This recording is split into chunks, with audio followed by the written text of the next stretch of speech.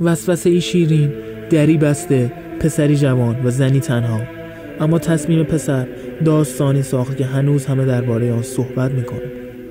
اسمش محمد بود و شغلش بقالی. جوان نورانی روستا که به امین بودن و خوشقولی معروف بود.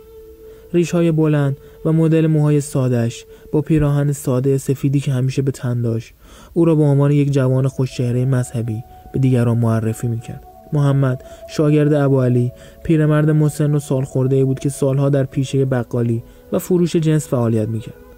هر روز زمانی که محمد به مغازه می آمد، ابوعلی به چهره او نگاه می کرد و شاد می شد. همیشه می گفت من ازت راضی هستم، انشاءالله خدا هم ازت راضی باشه. محمد در سن ازدواج بود و هر کسی که او را می دید بهش می گفت جوانی به زیبایی او نباید تنها باشه. اما محمد راضی در دلش بود که نمی توانست به هر کسی بگوید. سالها بود که پدر محمد فوت کرده بود و از دنیا رفته بود و مادر پیرش تنها در خانه زندگی میکرد. محمد ناچار بود که روزها در مغازه کار کنه تا خرج و مخارجشان تامین بشه و شبها خدمتگزاری مادرش را بکنه. حتی زمانی که خود مادرش میگفت باید همسری براش پیدا بکنه و از این وضعیت در بیاد، محمد میگفت مادر من با شما بهترین زندگی رو دارم و خدمتگزاری به شما برای من کافیه. چهره نورانی محمد کاری میکرد که بیشتر خانم‌ها ناخودآگاه نگاهشون به او بیفته و وقتی با او روبرو میشدن، اما او همیشه سر به زیر بود و به جز یاد خدا هیچ چیز در دلش نبود.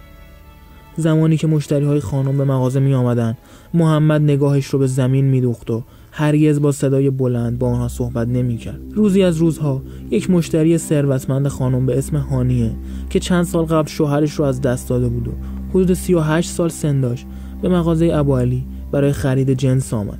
لحظه‌ای که نگاه هانیه به محمد دوخته شد، یک دل نه 100 دل شیفته محمد شد. محمد طبق معمول نگاه خودش رو محو کرده بود تا مبادا با نامحرم چشم تو چشم بشه، چیزی که از بزرگترین ارزش‌ها هم برای او با ارزش‌تر بود. هانیه نمیخواست چیزی خریداری کنه، بلکه میخواست فقط به محمد زل بزنه و به اون نگاه بکنه. اما در همین حین متوجه شده بود که ابوعلی و حتی خود محمد به اون مشکوک شده بودن. به همین خاطر چندین قلم جنس خارج از نیازش انتخاب کرد. زمانی که خریدهایش حسابی زیاد و سنگین شده بودن، آنها را پرداخت کرد و به ابوعلی گفت لطفاً این پسر جوان یعنی شاگردت خریدهای من را تا خانه‌ام بیاورد. محمد از این صحبت جا خورد و خشکش زد. کمی منمن کرد اما چیزی نگفت. ابوعلی که خودش از باطن پاک محمد خبر داشت آرام به هانیه گفت شاگرد من کار دارد و باید به جایی بره. اما هانیه نگذاشت حرفای ابوعلی تمام بشه که گفت من نمیتونم این جنس ها رو به خونه ببرم و یکی باید حتما کمکم کنه. با گفتن این جمله محمد میدانست که چاره‌ای جز کمک نداره. در دلش از خدا همان لحظه یاری خواست و گفت خدایا خودت به من کمک کن. با بردن نام خدا محمد اجناس هانیه رو برداشت و گفت لطفاً شما جلوتر بروید و بگویید که خونه کجاست و من میام. هانیه انگار دنیا رو گرفته بود. شاید اگر 7 آسمان رو بهش میدادن آنقدر خوشحال نمیشد تا اینکه توانسته بود کمی نزدیکتر به محمد بشه. هانیه و محمد به راه افتادن. چند دقیقه‌ای در راه بودن که بالاخره به خانه هانیه رسیدن. به محض اینکه وارد حیاط شدن محمد گفت من وسایل رو همینجا میذارم تا دیر نشده برگردم و ابوعلی هم توی مغازه تنهاست. اما هانیه که در دلش آشوبی به پا بود گفت نه لطفاً وارد خانه بشو چون حمل این وسایل برای من خیلی سخته. محمد با احساس ترس وارد خانه هانیه شد.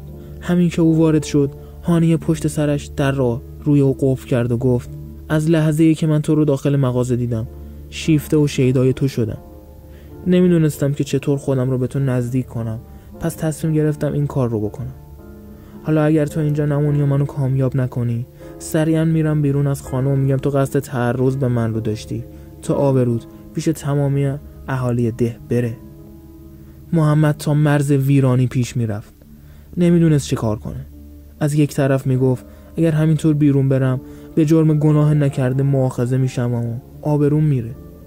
اگر هم تن به خواسته های شیطانی او بدم چه جوابی دارم تا به خدا بدم؟ ناگهان چیزی در ذهن او مانند رعد و برق خطور کرد. آرام و بی هیاهو به هانیه گفت بسیار خوب، اول باید اجازه به من بدی به آشپزخونه برم، بعدش پیش تو میام و میتونیم با هم باشیم. هانیه که از این حرف بهت زده شده بود گفت یعنی چی؟ چرا باید به آشپزخونه بری؟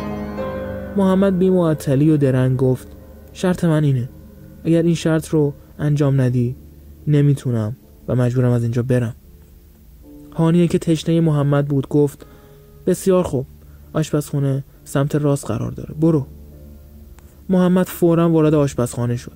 هانیه منتظر محمد ایستاده بود و این پا و آن پا میکرد تا اینکه بعد از چند دقیقه محمد از آشپزخانه بیرون آمد، اما هانیه خشکش زد. محمد تمام صورت و لباس و بدنش رو آغشته به روغن چراغ کرده بود. ظاهر بسیار زشتی پیدا کرده بود و بوی زننده‌اش تمام خانه رو برداشته بود. هانیه با فریاد گفت چه کار کردی؟ چرا خودت رو به این روز انداختی؟ محمد گفت اگر میخوایی الان میتونیم با هم باشیم. هانیه با خشم و عصبانیت فوراً محمد رو از خانه بیرون کرد و گفت امیدواره هیچ وقت دیگه او رو نبینه.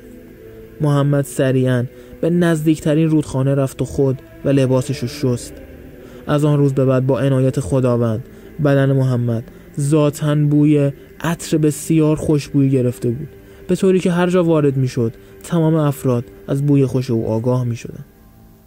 اگر این ویدیو مورد پسند شما بود حتما کلمه آمین رو کامنت کنید و بگید آیا کاری که محمد انجام داد درست بود یا نه.